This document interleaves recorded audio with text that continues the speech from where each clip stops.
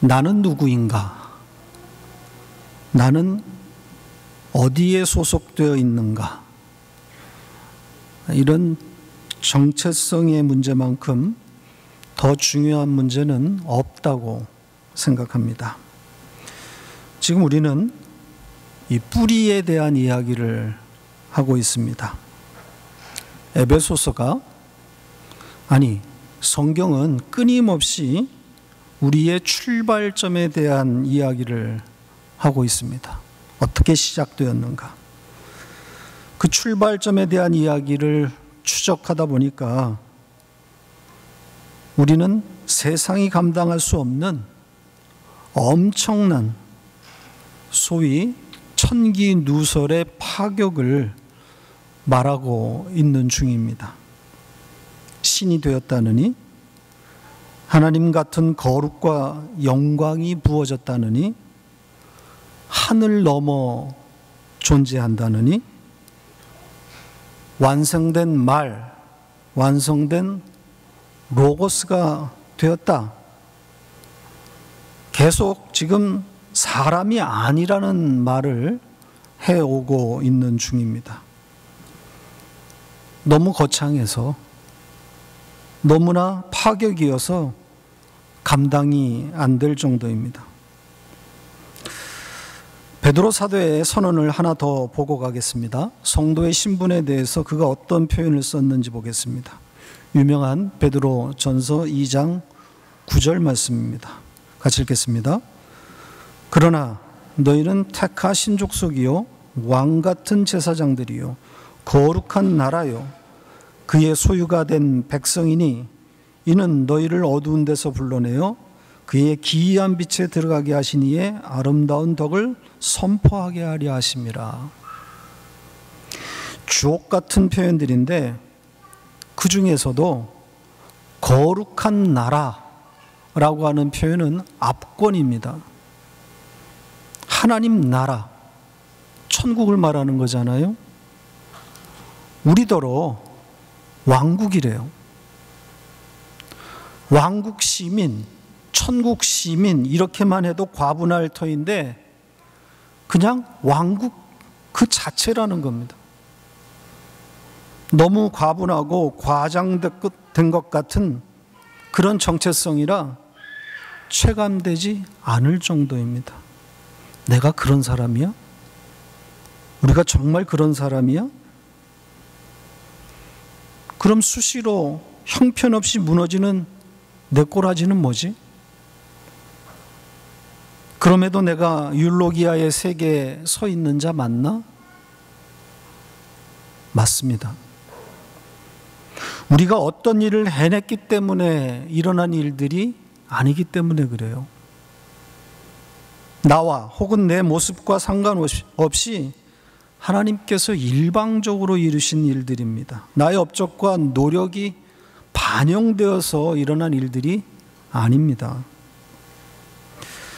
오늘 이야기는 지금까지 해오던 이야기의 연장선상에 있습니다. 예정과 선택이라고 하는 주제입니다. 이 본문 말씀으로 들어가기 전에 예정과 선택의 교리를 비성경적이라고 주장하는 그런 분들의 입장을 소개하고 가겠습니다. 보통 알민니안이라고 불리는 사람들인데요. 인본주의자들입니다. 그러니까 논리적이고 또 합리적이고 이성적인 성경 해석을 하는 사람들인 거죠. 이들은 인간이 이해할 수 있는 범위 내에서만 성경을 읽으려고 합니다. 그러니 이런 입장이 있는 사람들에게 예정과 선택 교리는 성립이 될 수 없는 거죠. 받아들일 수 없는 겁니다. 구원받을 자와 구원받지 못할 자가 미리 정해져 있고 더구나 그 정해진 시기가 우주가 생성되기도 전이라면 이걸 어떻게 사람들에게 가르칠 수 있겠느냐 그렇게 주장하는 겁니다. 인간의 자유의지와 정면으로 충돌하는 나쁜 교리라는 거죠. 심지어 기독교를 파괴하는 사악한 교리라고까지 그렇게 핏대를 세웁니다.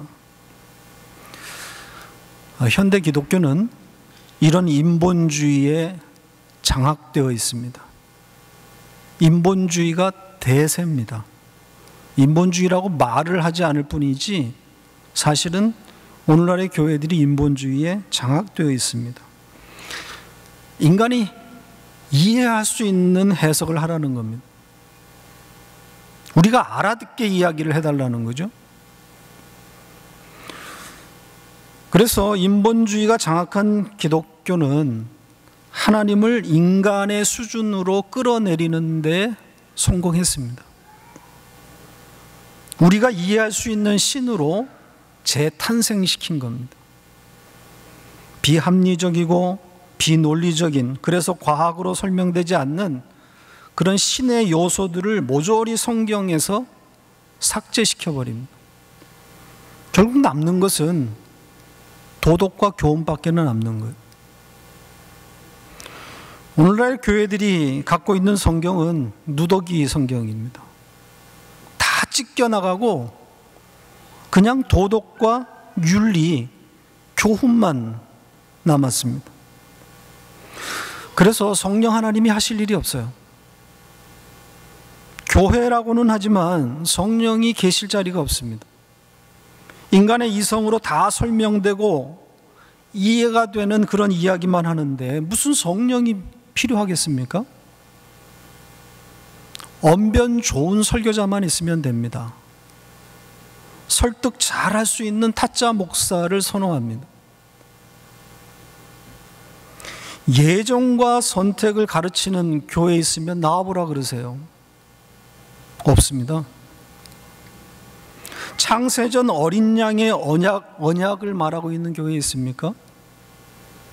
이해가 안 되고 따라서 설득이 안 되니까 말하지 않아요.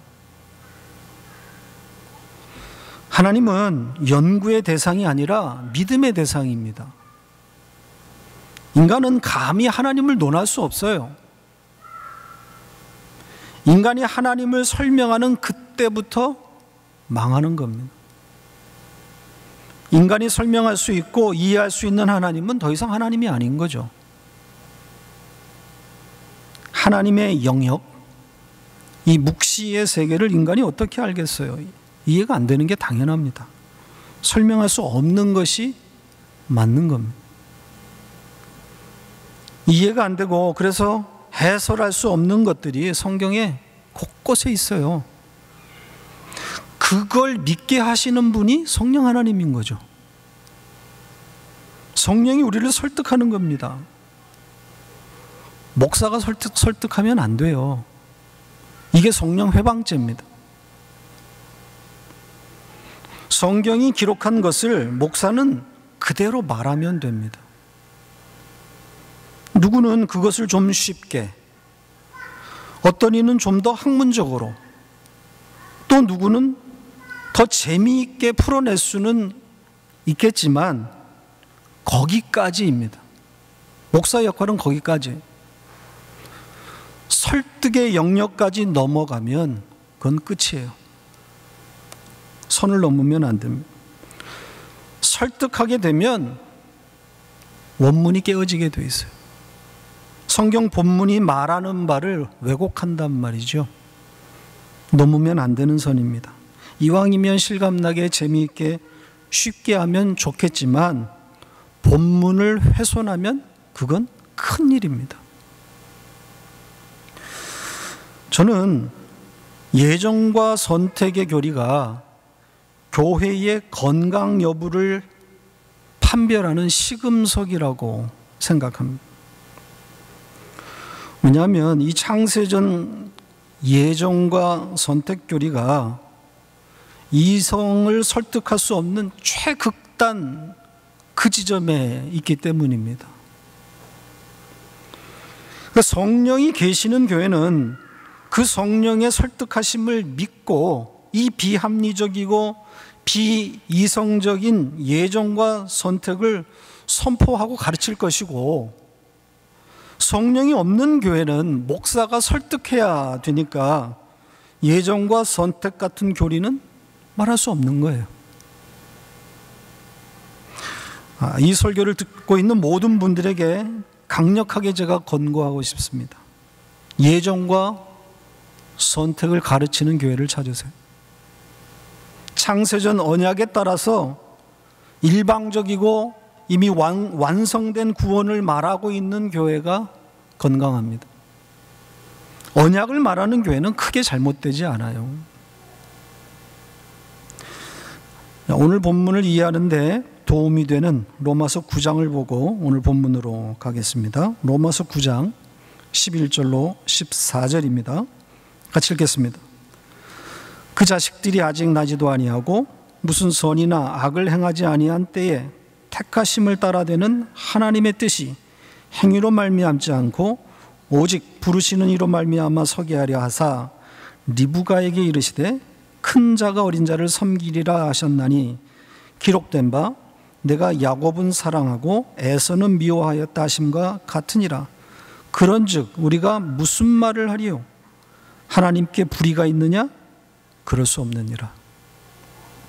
태어나지도 않은 두 아이의 운명을 말하고 있습니다. 하나님께서 야곱은 사랑할 자로 예정하시고 에서는 미워할 자로 합니다. 심지어 이런 운명을 그들이 태어나기도 전에 그의 어머니 리브가에게 미리 알려줬다 그럽니다. 이해할 수 있는 내용인가요? 그래서 이 말씀을 이해할 수 없는 자들에 대한 내용이 첨가되어 있습니다. 14절이 그 내용이에요. 우리가 무슨 말을 하리요? 따질 자들이 있었다는 거죠. 이성적으로 용납할 수 없는 내용이기 때문에 이걸 반박하는 자들이 있었다는 거예요.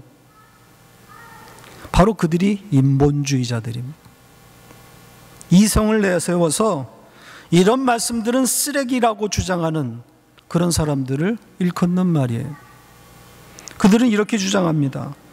하나님이 정말 그런 분이라면, 즉 태어나기도 전에 야곱은 선택하고 에서는 버리는 그런 존재라면 그 하나님은 불의하다는 거예요. 옳지 못하다는 거예요. 하나님은 옳아야 하고 옳은 분이기 때문에 예정과 선택 같은 그런 교리는 성경에서 삭제되어야 한다고 주장하는 겁니다. 이렇게 인본주의자들은 하나님을 인간의 수준으로 끌어내리고 있습니다. 옳고 그름의 잣대를 인간 스스로가 제시하고 있는 거예요. 그러니까 예정이나 선택과 같은 비이성적이고 반상식적인 것은 옳지 않다라고 하는 전제를 가지고 있는 거예요. 누가 주인이 되어 있는 겁니까? 옳고 그름의 판단 주체가 인간이 되어버린 거예요. 이게 죄의 본질 아닙니까? 인본주의는 하나님과 정면으로 맞서고 있는 겁니다. 성경을 해설한다고 하면서 성경을 찢어내고 있는 거예요. 그들이 들고 있는 성경은 너무 많이 찢어져서 너덜너덜합니다. 개혁은 이 거대한 인본주의의 쓰나미를 대적하는 일입니다. 교회 경영이나 조직을 투명하게 하고 도덕적 해이를 반성하고 회복하려는 것이 나쁜 것은 아니겠으나 그것을 개혁이라 할 수는 없습니다. 개혁은 성경으로 돌아가는 것으로 시작되는 겁니다. 아니, 그게 전부예요. 성경으로 돌아가서 성경이 말하고 있는 대로 말하고 들으면 그게 개혁입니다. 너무나 당연한 것인데 지금은 이것이 너무나 어렵고 큰 일이 되어버렸어요. 성경으로 돌아가자는데 성경이 가르치고 있는 대로 배우고 듣고 그렇게 말하자는데 이게 너무 큰 일이 되어버렸어요. 예정과 선택을 말하는 것이 당연한 것인데 아무도 말하지 않아요. 자, 이 정도 하고 오늘 본문으로 돌아갑니다. 오늘 4절을 다 할 수는 없을 것 같습니다. 4절과 5절은 3절과 지난주에 보았던 3절과 연결되어 있습니다. 그 신령한 복, 율로기아와 연결되어 있습니다. 그 3절을 4, 5절이 구체적으로 부가하고 있다, 첨가하고 있다, 설명하고 있다, 이렇게 생각하시면 됩니다. 신령한 복, 율로기아에 대한 부가적인 설명이라고 보시면 됩니다. 4절에 선택이란 단어가 나오는데 사실 어원을 찾아보면 에클레시아와 거의 같은 뜻입니다. 에크 그리고 레고, 이게 선택이란 단어로, 선택이란 말로 번역이 된 거거든요. 에크와 레고의 합성어입니다. 에크는 밖으로 혹은 바깥에서, 레고는 부르다, 말하다, 이런 뜻이에요. 그러니까 밖에서 부르다 혹은 밖으로 불러내다, 이런 뜻이에요. 에클레시아와 거의 같은 뜻이에요. 자, 그런데 그것이 언제 일어났다는 거죠? 창세전에 일어났다는 거예요. 이게 엄청난 내용입니다. 선택은 창세전에 있었다. 5절에 나오는 우리 다음 주에 볼 그 예정이라는 단어와 맥을 함께하고 있는 그런 단어예요. 5절을 설명할 때 자세히 하겠지만 이 예정을 부정하는 사람들은 이 예정하다라는 단어를 가지고 딴지를 겁니다. 이 단어가 각 사람의 개인적인 운명을 결정할 때 쓰여진 단어가 아니기 때문에, 그러니까 단체로서 혹은 집합제로서의 성격을 규정하는 단어라고 의미를 축소시킵니다. 그러니까 한 사람의 운명이 미리 결정되었다는 뜻이 아니라고 이들은 주장을 하거든요. 예정이라고 번역된 그 단어 가지고. 그런데 단어 하나에 매여서 예정교리를 이렇게 부정해 보려고 하는 것은 빈약하기 짝이 없습니다. 예정교리가 단지 에베소서 1장 5절 그 한 단어의 뜻에 운명이 걸려 있겠습니까? 그렇게 허접한 교리가 아닙니다. 5절을 설명할 때 구체적으로 말씀을 드리겠습니다. 예정이란 단어의 뜻이 겨우 그렇게 축소시켜서 설명했다고 하더라도 이 4절을 피해갈 수가 없어요. 4절은 창세 전에 어떤 사람들이 하나님에 의해 선택되었다, 이렇게 분명하게 말하고 있단 말이죠. 막연한 어떤 사람들이 아니라 우리들입니다. 우리들을 창세 전에 하나님이 택하셨다, 이렇게 말하고 있어요. 그러니까 특정한 사람들을 하나님이 택하셨고, 더구나 그 시기가 그들이 태어나기도 전인, 인간이 시작되기도 존재하기 전인 창세 전이라는 거예요. 이 창세전이 구체적으로 언제냐는 것을 가지고 논쟁하는 것은 별로 중요한 것 같지는 않아요. 왜냐하면 창세전이라는 그 개념 자체가 인간은 범접할 수 없는 영역이고 경험되지 않는 영역이기 때문이에요. 아무리 논쟁해봐야 답을 얻을 수는 없어요. 그 뜻이 우주 생성 이전이든 아니면 영적인 의미로 사용되었든 우리의 차원 이야기는 아니란 말입니다. 하나님의 영역, 하나님의 차원, 하나님의 시간이에요. 그래서 그걸 영원 혹은 묵시라고 해도 틀리지 않아요. 그러니까 우리로서는 알 수도 없고 경험할 수도 없는 그 시간, 그 하나님의 시간 가운데서 하나님의 선택이 있었다는 거예요. 여기에서 또 하나의 논쟁거리가 있습니다. 크게 중요한 것은 아니지만 알고 있으면 나쁘지 않은 주제입니다. 영혼 선제설 같은 그런 주제입니다.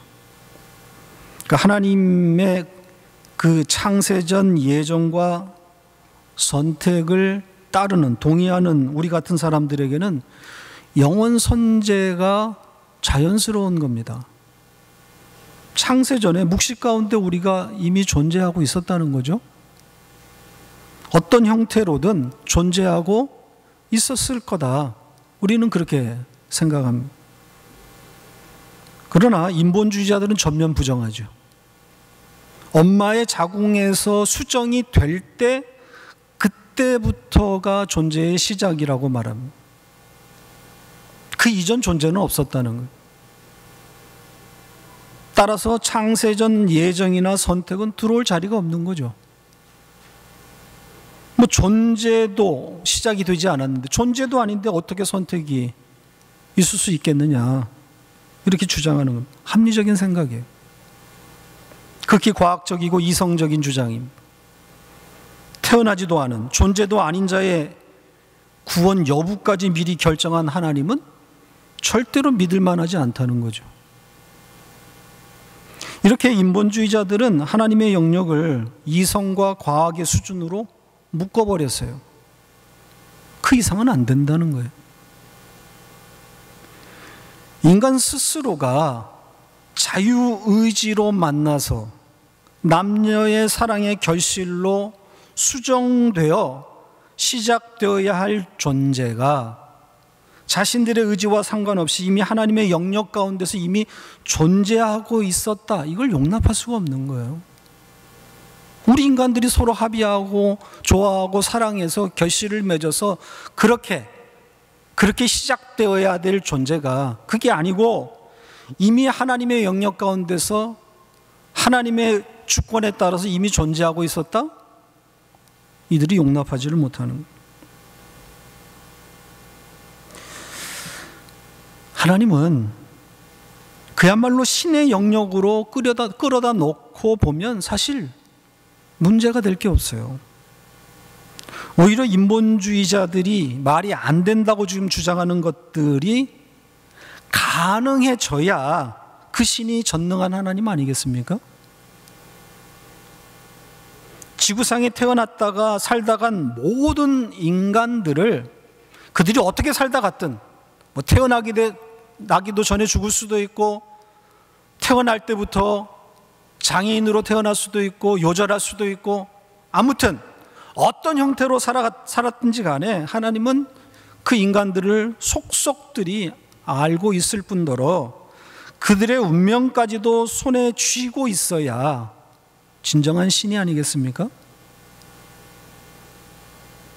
계속 말씀드리는 것이지만 창세전 예정과 선택을 비롯한 성경의 가르침은 이해의 대상이 아닙니다.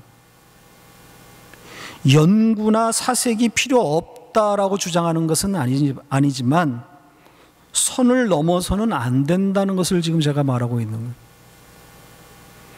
이해가 되지 않는 것을, 성경을 읽다가 여러분들이 이해가 되지 않는 것을 만났을 때 당황할 것이 아니라 오히려 하나님의 하나님 되심을 생각하면 좋을 것 같습니다.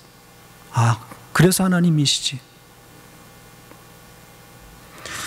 자, 그러면 여러분의 창세전 선택이 어떻게 이루어진 걸까요? 누구 안에서 이루어졌다 그럽니까? 이 매우 중요한 주제입니다. 창세전 선택이 어떻게 이루어졌는가? 누구 안에서라고요? 오늘 본문은 그분 안에서. 그걸 의역해서 그리스도 안이라고 그렇게 번역을 했습니다. 원문은 그 안에서, 그분 안에서. 맞습니다. 그리스도 예수 안에서 창세전 선택이 있었습니다. 이게 무슨 뜻일까요? 성경은 어린 양 예수의 죽음이 창세전에 이미 있었다라고 말하고 있습니다. 그러니까 묵시 가운데 십자가가 이미 세워졌다고 말하고 있습니다. 제가 여러 번 소개했던 내용입니다. 자, 요한계시록 13장 8절로 9절입니다. 같이 읽겠습니다. 죽임을 당한 어린 양의 생명책에 창세 이후로 이름이 기록되지 못하고 이 땅에 사는 자들은 다 그 짐승에 경배하리라. 누구든지 귀가 있거든 들을지어다. 여기 뒤에 귀가 있거든 들을지어다 이런 말이 붙었습니다. 이게 뭐겠어요? 귀가 없는 사람은 못 듣는다는 이야기인데, 쉽다는 얘기예요? 어렵다는 이야기예요? 인간은 못 알아듣는다 이 말이에요. 성령이 설득해야 알아듣는 말씀입니다. 왜 이런 내용이 뒤에 붙어 있을까요? 여기에 엄청난 내용이 들어가 있어서 그래요. 어떤 거요? 창세 이유가 들어가 있어서 그래요. 지금 여기 창세 이유라고 번역을 했는데, 이것이 오늘 우리가 읽은 에베소서 1장 4절에 창세 전이라고 번역한 단어하고 토시 하나 안 틀리고 똑같은 단어예요. 그 성경의 번역이 일관성이 없어요. 정확하게 같은 단어들인데 어디는 창세 이전, 어디는 창세 이후. 원문의 뜻은 코스모스, 즉 우주가 생성되기 이전입니다. 이게 사전적인 뜻이에요. 그러니까 기원 전에 그 영원의 시간이라는 뜻이에요. 우리는 그걸 하나님의 시간 혹은 묵시라고 그렇게 부릅니다. 자, 그때 어떤 일이 일어났다는 거죠? 지금 이 계시록 13장에 의하면 어린 양의 죽음이 있었다고 말합니다. 그래서 귀 있는 자는 들을지어다요. 어린 양의 죽음? 어린 양이 누구예요? 예수 그리스도예요. 예수 그리스도가 창세전에 죽었다는 거예요. 십자가가 그때 이미 세워졌다는 거예요. 이걸 우리가 어떻게 이해할 수 있겠습니까? 이게 설명이 됩니까? 우리의 이성으로는 도저히 이해가 되지 않아요. 묵시를 경험하지 않은 우리로서는 한계인 거죠. 자, 그렇다고 이해가 되지 않는다고, 설명이 되지 않는다고 그냥 못 보고 슬쩍 넘어갈 수는 없는 거잖아요. 성경이 이렇게 말하고 있는데, 어린 양의 죽음이 창세전에 있었다 이렇게 말하고 있는데 이해가 되지 않는다, 설명이 되지 않는다, 그리고 그냥 넘어갈 겁니까?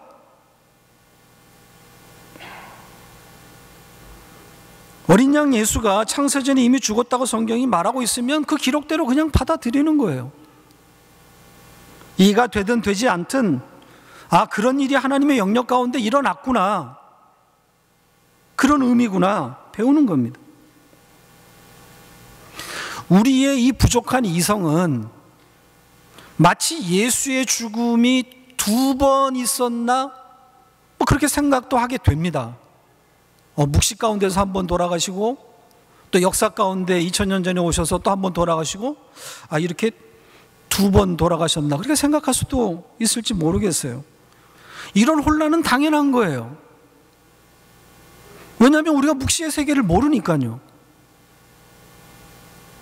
다만 성경의 기록을 추적하다 보니까 완전하지는 않지만 묵시에 대한 어렴풋한 그런 그림이 그려질 수는 있는 거죠. 정답은 아니겠으나 우리가 어떻게 정답을 내겠습니까? 그러나 성경의 이런 기록들을 추적하다 보니까 어렴풋하게, 아, 이런 것이 묵시가 아니겠나? 설명도 해보는 거예요. 추측을 해보는 거예요. 그래서 어린 양의 죽음이 2번 있는 것이 아니라 묵시 가운데서 일어난 그 어린 양의 죽음이 반드시 역사에 반영되는 것이다, 이렇게 설명을 해보는 거예요. 반영보다는 반드시 나타나야 되는 거죠. 하나님의 시간 가운데서 일어난 일은 반드시 역사 가운데 나타나게 돼 있다.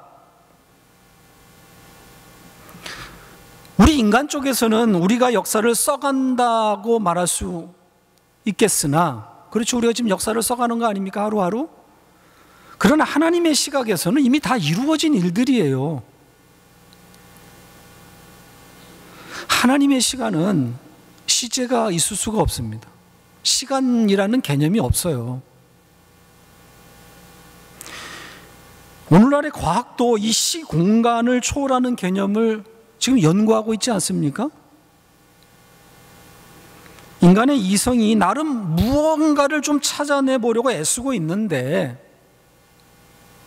저는 그걸 죄악시하지는 않습니다. 애를 쓰고 있는데 결과는 뻔한 거예요.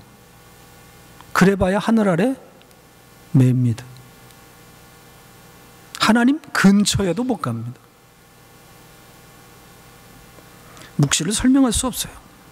창세전 그 영혼의 세계, 어림도 없는 이야기입니다. 아무튼 어린 양의 죽음이 창세전에 일어났습니다. 이 창세전 어린 양의 죽음이 있어야 창세전 선택과 예정이 성립되는 거예요. 왜 그렇습니까? 예정과 선택이 구원과 직결되어 있잖아요. 그렇지 않습니까? 그러니까 구원의 방식은 오직 한 길, 어린 양의 죽음, 십자가밖에는 없기 때문에 당연히 창세전에 어린 양의 죽음이 있어야 예정과 선택도 성립이 된단 말이죠. 그래서 창세전에 십자가가 세워지는 거예요. 십자가가 없으면 구원이 없어요. 선택 없어요. 예정 없어요. 자, 한 가지만 더 설명하고 4절 나머지 부분은 다음 주로 이어가겠습니다. 자, 4절에 남은 내용이 뭐죠? 선택하셨고 그 다음에 사랑 안에서, 우리로 사랑 안에서 거룩하고 흠이 없게 하시려고, 이 부분입니다. 자, 이것도 설명할 게 많습니다. 거룩하다, 또 흠이 없다, 이것도 좀 설명을 해야 될 부분이고, 그리고 사랑 안에서, 이것도 설명을 해야 될 내용이 많습니다. 아가페거든요. 이제 한 단어 한 단어 설명은 다음 주에 5절과 함께 하고, 오늘은 문장 9절만 보고 마치겠습니다. 지금 이 4절, 이 뒷부분의 내용을 하나님이 우리를 창세전에 선택하신 목적으로 볼 것이냐, 우리 성경은 목적으로 봤습니다. 아니면 결과로 볼 것이냐. 그러니까 문법적으로 두 가지가 다 가능합니다. 그러니까 목적으로 읽으면 우리 성경처럼 어떻게 되겠습니까? 우리를 그의 사랑 안에서 거룩하고 흠이 없는 자로 만들기 위해서 선택하셨다, 이런 뜻이 되는 거예요. 그렇죠? 목적으로 이걸 해석하면 우리를 흠이 없는 자로 만들기 위해서 창세전에 선택하셨다. 만약 결과로 보면 어떻게 될까요? 어떻게 바뀔까요? 창세전 선택의 결과로 인해서 우리가 흠이 없는 자가 되었다, 우리가 거룩하게 되었다, 이렇게 뜻이 바뀌는 거예요. 어떤 것이 문맥에 맞을 것 같습니까? 저는 후자라고 봅니다. 목적보다는 결과로 보는 것이 의미상 맞는 것 같습니다. 그러니까 하나님의 선택의 결과로 우리가 거룩한 자가 되고 우리가 흠이 없는 자가 되었다. 그래야 그의 사랑 안에서가 설명이 됩니다. 사랑이 설명이 된단 말입니다. 다음 주는 이 사랑에 대한 이야기부터 자세하게 설명을 드리겠습니다. 말씀을 맺겠습니다. 정통개혁주의는 선택의 교리를 가르쳐 왔습니다. 예정과 선택을 말해 왔습니다.